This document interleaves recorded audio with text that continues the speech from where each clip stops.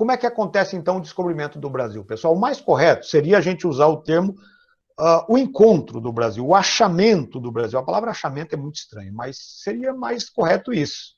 Como eu disse, Portugal não fez um descobrimento sem querer, não foi por acaso. Lá nas aulas do Centro de Mídias, um dos professores chegou a alegar, né, que o descobrimento do Brasil teria sido sem querer, depois a outra professora o corrigiu, enfim, não sei se vocês se lembram desse detalhe. Hoje existe uma quase certeza entre os historiadores que o Brasil não foi descoberto por acaso, né? Que o desvio de rota da Esquadra do Cabral foi proposital. Deixa eu voltar esse mapinha aqui.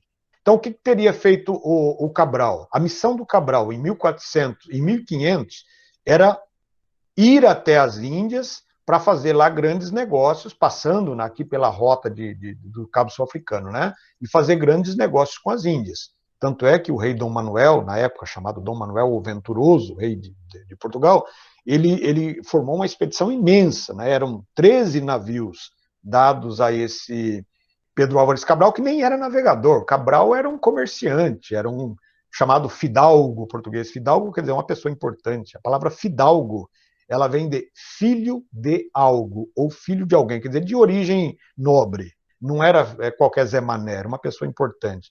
Então, por que não escolheram um grande navegador? Porque eles já tinham tudo mapeado, eles já sabiam para onde o Cabral teria que seguir, já estava tudo mapeado. Então, a esquadra do Cabral deveria seguir para as Índias, mas antes ele foi incumbido pelo rei Dom Manuel de verificar o que havia além do Tratado de Tordesilhas. Né? Ele queria saber o que tinha lá que poderia pertencer a Portugal, se teria alguma importância, se valeria a pena explorar ou não. E aí, então, a esquadra do Cabral faz isso aqui, ó. Vem até aqui a costa brasileira, região onde hoje é a Bahia, né, Porto Seguro, e alguns dias depois eles seguem viagem até as Índias, ok? Então, por acaso, não foi por acaso, isso foi de caso pensado.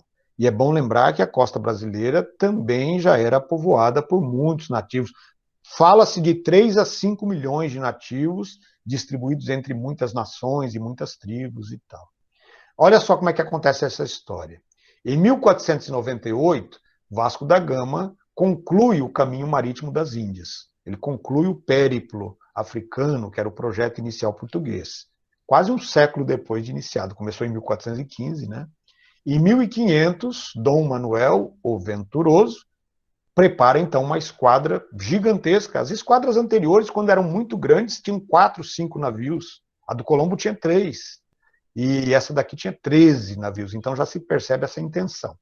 Objetivos: verificar a existência de terras dentro dos limites do Tratado de Tordesilhas. Isso não resta a menor dúvida hoje, tá, gente? E depois verificar dessas terras, tomar posse em nome de Portugal, fincar uma bandeira, uma cruz ali e tal. Aí eles seguiriam para as Índias. E foi de fato isso que aconteceu. Então, no dia 9 de março de 1500, Cabral parte de Portugal com seus 13 navios. No dia 22 de abril de 1500, vejam que a viagem dele foi bem mais curta que a viagem do Colombo. Por quê? Porque eles não estavam perdidos. O Colombo saiu para navegar sem a menor ideia, de fato, de onde ele iria chegar, quando ele iria chegar. Mas Colombo partiu em 1492, aqui já tinham passado 8 anos. Quer dizer, o mar tenebroso já não era mais tão tenebroso assim para os portugueses e espanhóis. Então, Cabral chega ali numa região que atualmente é Porto Seguro, né, conhecido hoje como Bahia Cabralha, que é uma homenagem a Cabral, no atual estado da Bahia. Então, no dia... eles ficaram ali alguns dias, chegou no dia 22, 10 dias depois, mais ou menos, nesse período aqui, Cabral com os seus navegadores, eles deram uma batida ali pela costa, fizeram um contato com os índios, né, um contato amistoso, acharam os índios muito interessantes, né, por ser um povo muito diferente, aquilo que vocês viram mais ou menos na aula do Centro de Mídias. Né? Houve um estranhamento aí de ambos os lados, porque é um verdadeiro choque de culturas. Para os índios, os espanhóis eram muito estranhos, né? Que gente estranha, que costumes estranhos. Né? Aquele tiro de canhão que eles davam de vez em quando ali era um negócio maluco, deixava os índios assombrados, pensavam que era trovão. Eles nunca tinham visto nada parecido, né? Não tinham visto nada parecido. E os portugueses, por sua vez, achavam incrível a forma que os índios não se vestiam, né? Andavam todos nus, com o corpo todo pintado e tal. Você sabe que essa história do índio pintar o corpo, uma vez eu conversei com um cacique de uma tribo chamada Cuicuro, eles vinham aqui na Toca da Raposa, aqui em Juquitiba, todo mês de abril, na época do Dia do Índio, eles vinham fazer eles montavam uma espécie de réplica da tribo deles, né? Levantavam algumas ocas ali e tal, e o pessoal ia lá visitar. Ia na Toca da Raposa, é uma espécie de chácara que tem ali na Juquitiba, né? Iam lá visitar a tribo dos Cuicuros. Aí eles mostravam, né, o artesanato deles, arco e flecha, a forma como eles se pintavam, pintavam também os visitantes. Nós chegamos a levar alunos aí do Leda lá para conhecer, né? E na época eles tinham um cacique chamado Tabata. Aí eu conversei com o Tabata, eu queria saber por que eles pintavam o corpo. E ele disse assim, olha, além do enfeite, né, porque cada desenho daquele tinha um significado, era proteção contra maus espíritos, alguns chegavam a ser homenagem aos espíritos dos ancestrais, mas também tem uma função prática. Aquela tinta que eles usavam no corpo, que é feita de... É uma espécie de casca do genipapo. O genipapo é uma fruta muito comum lá na região do Xingu, onde eles vivem, né? Então eles tiram um extrato do genipapo, ou mesmo do coloral, né, que a gente chama de urucum aqui, e eles pintam o corpo com aquilo. Às vezes de outras ervas maceradas para dar outras cores, enfim. E o cheiro dessa tintura, dessa pintura no corpo, afasta os insetos. Então, dificilmente você vê um índio mordido de pernilongo, por exemplo. E olha que eles vivem lá pelados no meio do mato, né? E os bichos não atacam, os insetos não atacam a eles justamente por causa daquela tinta que repele. Então, uma cultura bastante interessante. Pois bem, depois dessa pequena viajada ao mundo dos cuicuros, voltemos aqui à história de Portugal. Uma vez tomado posse da terra, verificado mais ou menos o que acontecia ali, o Cabral pega a sua esquadra, 12 navios, né, dessa sua esquadra, vai seguir viagem para as Índias e ele recomenda que um dos navios volte para Portugal para levar ao rei Dom Manuel as informações da nova terra descoberta. Então vejam, estava tudo já, né, mais ou menos combinado. Havia uma espécie de cronista, um diarista de bordo, na esquadra do Cabral, chamava-se Pero Vaz de Caminha. Então, Pero Vaz de Caminha, ele vai anotando nesse seu diário de bordo tudo o que acontece durante a viagem, nos primeiros dias que estiveram ali. Ele fala, por exemplo, da missa rezada no Brasil, a primeira missa do Brasil, um bispo chamado Frei Henrique Soares de Coimbra. Eles levantam uma cruz bem grande ali na costa, né, na praia, os índios se reúnem, assistem à missa com atenção. Claro que eles não estão entendendo nada do que está acontecendo, né?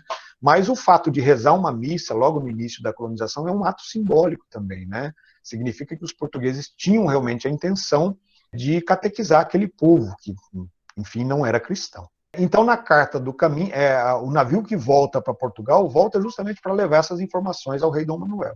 Essa carta de Caminha, a carta de Pero Vaz de Caminha, não é bem uma carta, é um documento muito extenso, é um relato. Eu coloquei aqui uma imagem, vocês não vão conseguir ler, evidentemente, até porque é aquela letra grafada em português arcaico, grafado com a pena, né? Molhava a pena na tinta, escrevia e tal.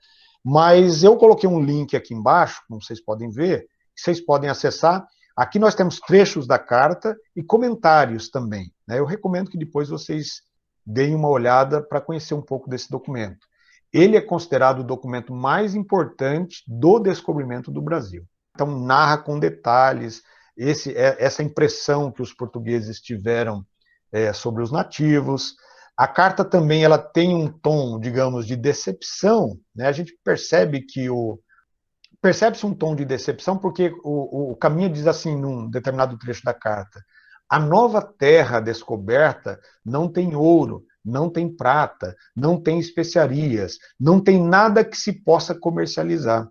Lembrando que um dos objetivos das navegações era descobrir produtos para o comércio, para incrementar o comércio português, né? Por isso que eles queriam ir às Índias, porque lá eles sabiam das especiarias, dos artigos de luxo, enfim. Então não tem ouro, não tem prata, não tem nada. Porém, ele diz assim, porém, nós temos um clima maravilhoso aqui e uma terra muito boa, onde se plantando tudo dá. A ideia de plantar nem se passava pela cabeça dos portugueses nas colônias. Embora eles já tivessem lá uma pequena a agricultura nas ilhas de Cabo Verde, por exemplo, nos Açores, Cabo Verde, eles já plantavam cana-de-açúcar. O açúcar era um produto importante, era considerado uma especiaria. Mas eles fizeram essas lavouras e essa plantação no comecinho do périplo africano, antes de chegar às Índias. Agora eles já tinham o mapa da mina, quer dizer, já tinham um caminho traçado para as Índias, onde eles podiam comprar especiarias a um preço razoável e vender a preços absurdamente caros. Não iam perder tempo plantando. Então a agricultura estava inicialmente fora dos planos de Portugal. A gente vai perceber isso nos primeiros 30 anos depois do descobrimento, que o Brasil vai ficar praticamente largado aqui. Os portugueses não vão dar importância ao Brasil. Só depois de 30 anos, quando o comércio das Índias já começar a não dar mais tanto lucro, é que eles vão começar, então, a colonização de fato do Brasil. Mas a posse do Brasil já estava garantida. Né? Aqui já tinha uma bandeira portuguesa, já tinha uma cruz fincada, e de vez em quando eles mandavam para cá uma expedição, e eles começam, então, nesse período, a explorar pau-brasil. Na verdade, não era uma exploração organizada, quer dizer, eles não vieram para cá para colonizar o Brasil, para explorar pau-brasil, até porque tinha pau-brasil também na costa africana. Era mais fácil pegar lá, que eles já estavam no caminho e tal. Mas eles vinham para o Brasil para fazer expedições exploradoras, para ver se não tinha ouro mais para o interior e tal. E para não voltar com os navios vazios, eles aproveitavam, botavam os índios para cortar a madeira, pagavam com as bugigangas tradicionais, né, espelho, canivete, todas essas porcarias, a camiseta do Corinthians. E aí os índios ficavam felizes, evidentemente, porque para eles também era tudo novidade. Retratinhos da Xuxa, né? E aí eles acabavam, então, cortando a madeira, empilhando na praia e carregando os navios. Mas isso aconteceu em 4, 5 expedições, no máximo, em 30 anos. E evidentemente que não era o objetivo principal de Portugal, tá bom? Digamos que eles levavam para o Brasil para pagar o frete. Acabou, pessoal.